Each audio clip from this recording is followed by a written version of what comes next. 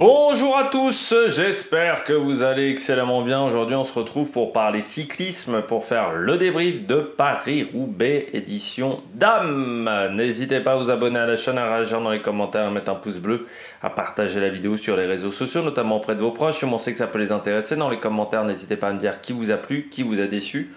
EPS 2.0 sur les plateformes de podcast, Amazon, Deezer, Spotify, Google, Short également, TikTok, juste après l'arrivée des grandes compétitions. Et puis si vous avez les moyens et que vous voulez soutenir mon travail, vous pouvez faire un super thanks et je remercie les gens qui le font.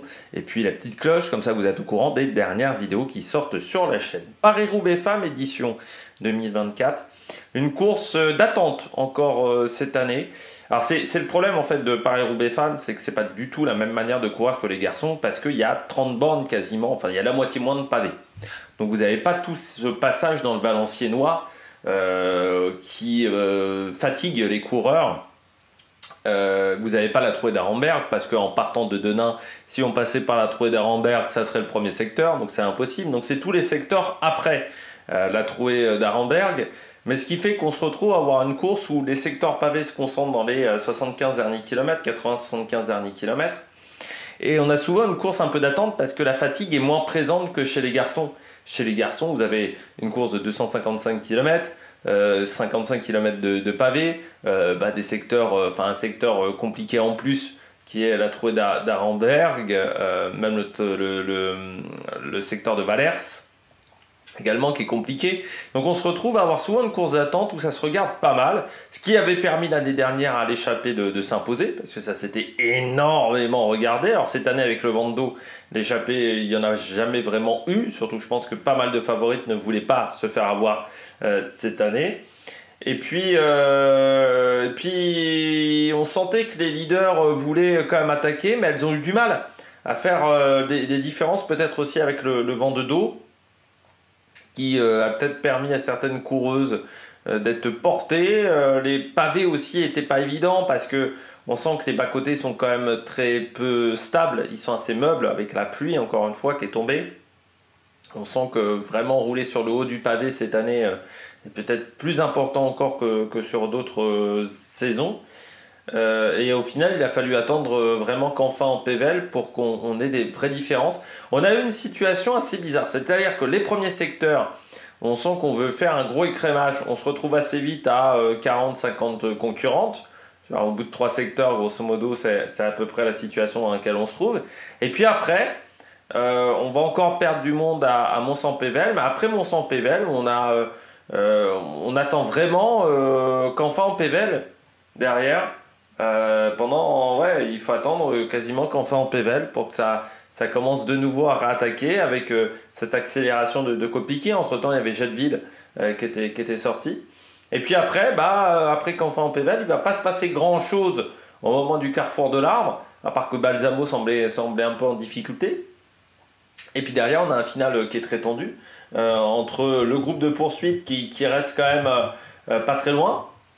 Et puis les favorites devant qui essaient de s'accrocher. Mais voilà, on avait le groupe de 6 derrière le peloton. Mais comme la Lidl Trek a décidé de faire le tempo, il n'y a pas eu forcément d'attaque dans la montée vers Roubaix. Il y a un petit faux plat vers 4 km 500, 3 km 500 de l'arrivée. Cette zone-là, vous avez un petit faux plat qui peut parfois permettre de faire des attaques. Et donc on se retrouve à 6 dans le vélodrome, et là je me dis, en plus Kopecky est mal placée, je me dis je trouve qu'elle a assez mal couru, je me dis ça va être compliqué pour Kopecky, et je voyais bien Marianne Vos, et puis en fait Marianne Vos s'écroule complètement sur son sprint, et Kopecky, elle arrive à ressortir sur la fin alors qu'elle était complètement enfermée, donc vraiment très très forte à l'arrivée. Et puis toujours, c'est marrant, Paris-Roubaix Femmes, c'est la seule course féminine où il y a cette situation-là, et tu t'aperçois vraiment que dans le calendrier féminin, c'est un moment qui est très très attendu, parce que quand on parle des monuments, c'est vrai qu'aujourd'hui, il y a Liège, il y a le Tour des Flandres, et il y a Roubaix, mais c'est la seule course sur l'arrivée, il y a autant d'émotions. C'est-à-dire que les filles sont autant émues d'être à l'arrivée. Tu sens que c'est vraiment une joie, même de faire seulement top 10, c'est une joie énorme. Et c'est la seule course féminine où tu as ça, c'est là où tu vois l'importance de Roubaix. Je crois encore plus avec cette course féminine, même si quand on entend les propos de Tom Boonen, de Philippe Gilbert a dit c'est plus important presque de gagner un Tour des Flandres, c'est le truc le plus important que j'ai gagné dans ma vie. Tu vois l'importance de Roubaix quand même dans une saison cycliste, mais chez les filles ça se voit encore plus. Allez, on regarde tout de suite les coureuses au top. Attaque de Marlou. Forcément Kopecky, parce que on en parlait dans les commentaires, c'est vrai que certains m'avaient dit t'en as pas du tout parlé sur ta présentation de Paris-Roubaix, c'est que je la voyais pas du tout performante.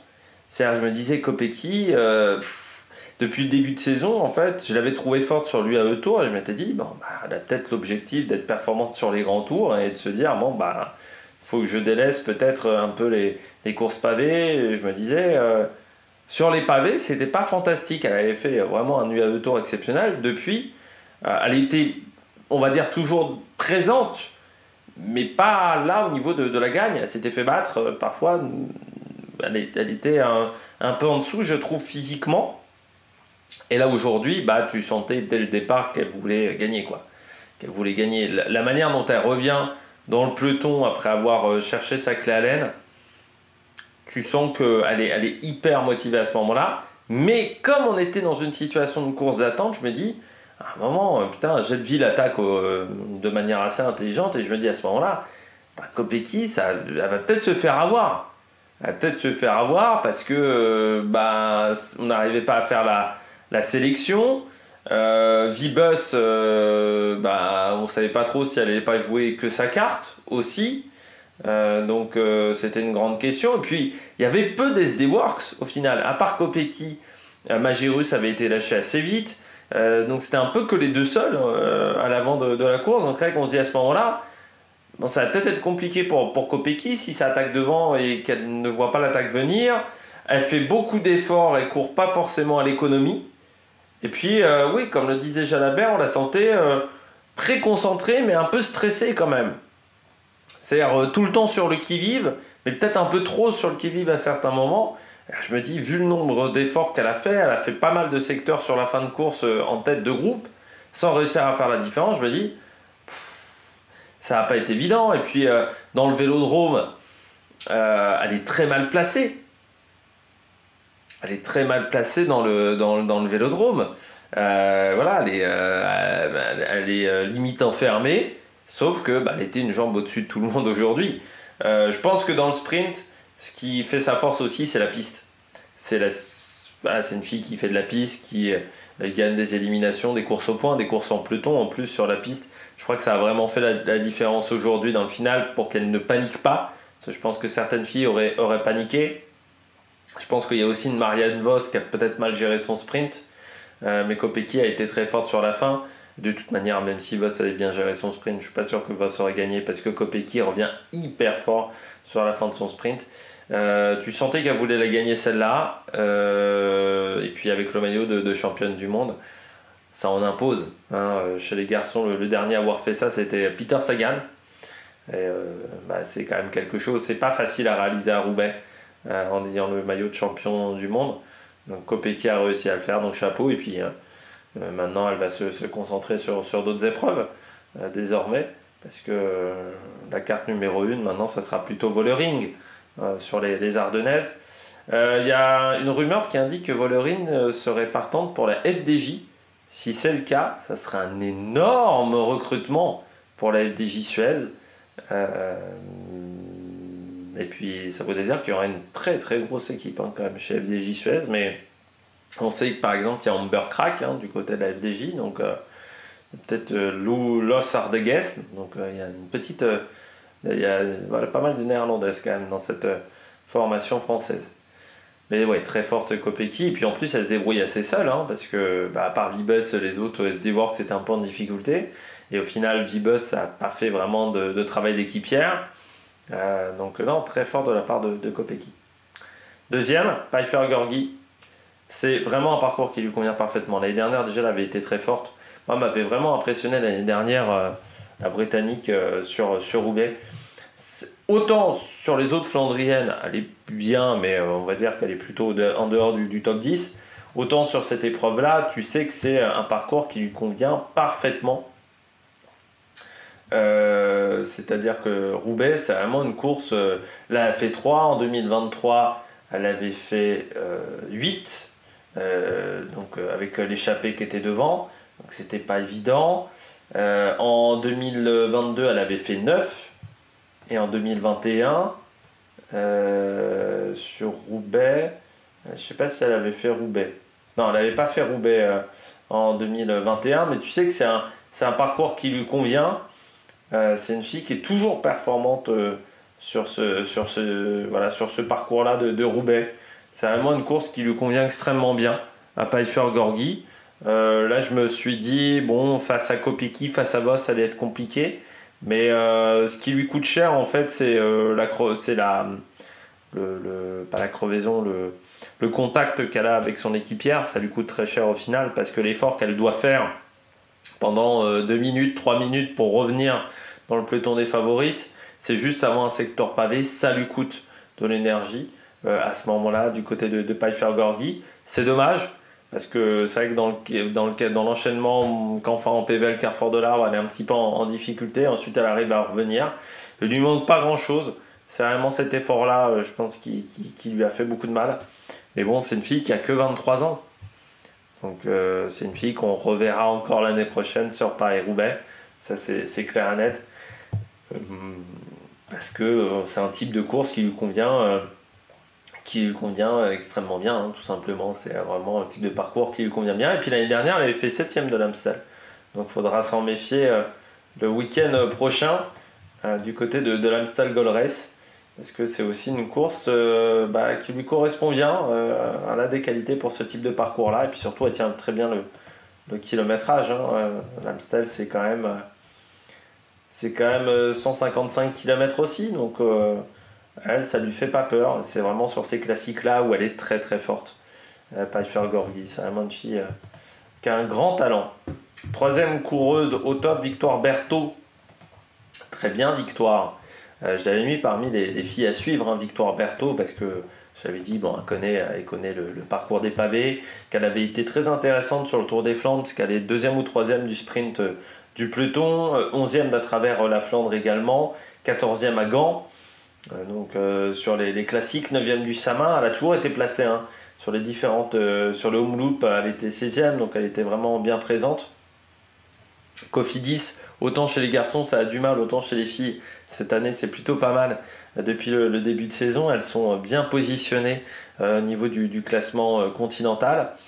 Et puis on sait que c'est vraiment ses objectifs importants, puisque après ça sera la piste pour Victoire Berthaud. Alors elle continuera jusqu'au Bretagne les 10 tours, mais après elle va faire quand même beaucoup de pistes à partir de maintenant. Et on sait que c'était une course qui lui tenait à cœur. Forcément, elle est quasiment à domicile. Et donc là, elle progresse aussi. C'est une fille qui est en progression sur Roubaix. En 2023, à Roubaix, elle avait fait... que je remonte... non, elle n'avait pas fait... Si, elle avait fait 29e. Pardon. En 2022, c'était là où elle avait fait 17e, alors qu'elle était toute jeune. Donc c'est une course où elle progresse vraiment sur ce type de parcours. Elle est vraiment en belle évolution du côté de Roubaix. Et puis avec la Cofidis, ça fait un bon boulot chez les filles. Donc des résultats qui sont vraiment bien. Elle a marqué quasiment autant de points en 2024 qu'en 2023 sur sa saison au niveau Pro Cycling Stats. Donc ça montre aussi la progression d'une Victoire Berthaud sur ces classiques-là, au niveau du sprint également. C'est une fille maintenant sur laquelle il faut compter. Et donc ça c'est très rassurant aussi sur la situation qu'on aura du côté des Jeux Olympiques, parce qu'on sait que c'est une fille sur laquelle il faudra compter, tout simplement. C'est une fille qui sera très dangereuse. Voilà, donc il faudra faire attention à elle. Et puis je termine avec la FDJ Suez, rapidement. C'est une formation que j'avais trouvée très discrète depuis le début de saison, je vous en avais parlé. Et bien là, les FDJ, elles se sont montrées avec notamment Amber Crack, qui est dans le bon groupe, donc qui prend la 5e place un peu juste physiquement, avec également Marie Lenette, Gladys Verholz, qui sont dans le groupe de poursuite. Et puis on a également Jadeville, qui s'est montrée, qui a été offensive. Voilà, donc moi j'ai bien aimé ce qu'a fait cette équipe. On a quand même 1, 2, 3, 4 filles dans le top 25. Je crois que c'est l'équipe la mieux représentée dans ce haut de classement. Alors certes, il n'y a pas la victoire du côté de la FDJ Suez, mais c'est une équipe qui a fait du très très bon boulot aujourd'hui, qui marque donc des gros points aussi du côté de cette formation. Et puis 2 filles dans le top 10, 3 filles dans le top 15, 4 filles dans le top 25, 5 filles dans le top 30 sur une épreuve de ce type-là, c'est fort. Et puis avec une équipe qui s'est montrée, voilà, donc ça c'est très intéressant. Et puis avec une Alessia Vigilia qui prend voilà, une 25e place. Je crois que c'était son premier Roubaix à cette jeune fille. Oui, parce que l'année dernière, elle n'avait pas fait Roubaix. Et en 2022, elle n'avait pas fait Roubaix non plus quand elle était dans l'équipe Top Girl face à Bortolo. Donc là aussi, on est sur une jeune italienne très intéressante, née à Bolzano, en Italie. C'était pas très loin de la frontière avec l'Autriche, Bolzano. Pour ceux qui veulent se repérer sur une carte. On regarde tout de suite les bonnets d'âne. Du côté des flops du jour, je vais commencer avec Marianne Vos. Certes, on va dire les 4e. Elle a tout bien fait, Marianne Vos, sauf la fin. C'est-à-dire qu'elle fait tout correctement aujourd'hui. Elle court à l'économie. C'est-à-dire qu'on la voit assez peu. Il aurait peut-être fallu quand même aussi peut-être tenter une accélération à un moment, mais sur la fin, je pense que c'était pas si évident que ça. Mais il lui manque vraiment, je dirais, sur les 95% de la course, elle ne fait pas d'erreur, Marianne Vos. Et puis dans le vélodrome, là, c'est un peu patatras. Pourtant, elle est plutôt bien positionnée, Marianne Vos, parce que moi, quand je la vois à un tour de l'arrivée, je me dis, Marianne Vos, elle est bien. Elle est derrière elle est derrière la fille de la Lidl qui a emmené le peloton.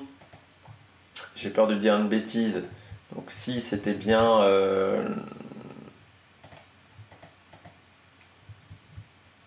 Si c'était bien Van Dijk, j'avais un doute. Donc elle est derrière Van Dijk, derrière Gorgui, et là je me dis, putain, c'est parfait quoi. Pour Marianne Vos, mais quand elle lance son sprint, je pense qu'elle lance un peu tôt. Elle lance sur la Côte d'Azur quasiment. Vous savez, cette bande bleue là à l'intérieur, donc elle est limite au niveau de son sprint. Je me dis, elle fait au plus court, sauf qu'elle s'écrase complètement dans les 60-70 derniers mètres. Alors est-ce que c'est le phénomène de force centrifuge qui l'a peut-être un peu eu, c'est-à-dire que vous savez en athlétisme, plus vous êtes proche du couloir 1, plus c'est dur au niveau de la force centrifuge. Donc est-ce que c'est ça qu'elle a eu qui l'a vraiment plombée physiquement? Est-ce que c'est tout simplement qu'elle était déjà limite auparavant, tout simplement qu'elle était vraiment un petit peu déjà en difficulté? Marianne Vos, mais que je n'avais pas décelé, j'avais pas eu cette impression-là, mais c'est dommage parce que son sprint, pour moi, elle le lance trop tôt. Je pense qu'elle a tellement pas voulu se faire enfermer qu'elle a vraiment décidé de faire taillot en se disant je veux lancer mon sprint avant Kopecky, et en fait elle le lance 50 mètres trop tôt au moins, son sprint, et ensuite ça lui coûte très très cher sur la fin parce qu'elle s'écroule complètement, elle sort même du podium.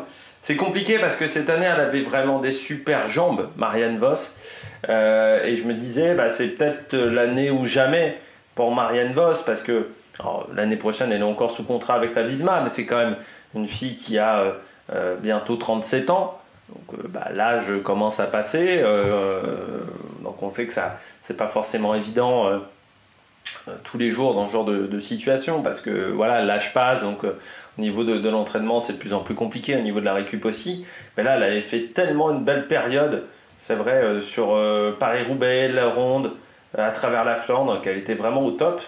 Et là, elle passe pas très loin, et c'est dommage. On la retrouvera sur l'Amstel. L'année dernière, elle avait fait 17e sur l'Amstel, donc vu qu'elle a quand même des jambes de feu, ça se passera peut-être bien. Et puis après, ça sera peut-être directement le Tour d'Espagne pour Marianne Vos, où je sais pas, ou soit elle fera une petite période de pause, parce qu'il y a aussi peut-être objectif Jeux Olympiques pour Marianne Vos, je ne sais pas. Mais il y aura l'objectif Amstel Ça c'est sûr la semaine prochaine pour la concurrente néerlandaise. Movistar, oui, on en parle. Hein. L'après Van Vleuten est compliqué à gérer, ça c'est clair et net. Ça se voit vraiment sur ces classiques. Alors certes, on a vu un petit peu de la cubaine Arlenis Sierra, mais qui au final s'écroule sur la fin de course. Elle finit seulement 18e. Aude Bianic, c'est fou parce que Aude Bianic, c'est une fille qui est très forte sur le plat. Aude Bianic, c'est un vrai gabarit de rouleuse. C'est l'une des filles les plus grandes du peloton. C'est vrai que je me dis à chaque fois, Roubaix, ça devrait bien se passer pour elle. Et Roubaix, c'est compliqué. Donc je pense que c'est les pavés qu'elle n'aime pas vraiment. Et puis c'est dommage parce qu'en plus, elle a souvent un rôle d'équipière. Et là, je me dis, elle pourrait avoir un rôle de leader sur cette épreuve-là. Mais souvent, ça ne se passe pas très bien pour elle. Et puis au final, tu t'aperçois que chez Movistar, après derrière, c'est un petit peu le néant. On a tellement fait autour de Van Vleuten qu'on a peut-être oublié un peu d'aller voir des jeunes coureuses, qu'on y a été un petit peu tardivement du côté de cette formation. Aude Bianic a abandonné, Nosgard aussi, hein, ça aussi c'est assez incompréhensible. Nosgard aussi, c'est une fille qui sait passer les pavés. Et sur cette épreuve-là, ça ne veut pas non plus. Et puis après, Arlenis Sierra, il lui en manque un petit peu dans le final. Donc c'est frustrant pour cette équipe de la Movistar parce qu'on sent qu'il en manque un petit peu. Et on sent surtout que l'après Van Vleuten est pas facile à gérer. Pour le moment, il n'y a pas une fille vraiment qui arrive à se détacher. Et c'est une année qui est pas simple pour la Movistar. En termes de résultats, pour le moment, Marielle Meijering sur le Tour Extremadure. Et puis Patiño sur les championnats de Colombie. La Women's Cycling Pro Costa de Almeria pour Olivia Barril comme la première étape du Tour d'Extremadure, mais sur les épreuves World Tour pour le moment c'est un petit peu le néant, on va dire en termes de résultats. Leur meilleur résultat c'est une 9e place sur l'UAE Tour, donc ça reste très léger. C'est vraiment une année pour le moment très compliquée pour cette formation. Ça serait bien de retrouver des résultats, par exemple je pense à Liane Lippert. Elle n'a pas repris pour le moment en 2024. Peut-être une blessure pour Lippert. Je vais regarder ça. Oui, une fracture. Elle a une fracture qu'elle a eue en novembre. Une fracture de fatigue, voilà. Pour le moment, elle n'a pas repris Liane Lippert. Donc peut-être que ça leur manque aussi de ne pas avoir Liane Lippert, mais c'est vrai que cette équipe en ce moment, en termes de résultats, c'est vraiment pas suffisant par rapport à ce que cette formation est en capacité de faire habituellement. Et puis je termine avec Chiara Consoni.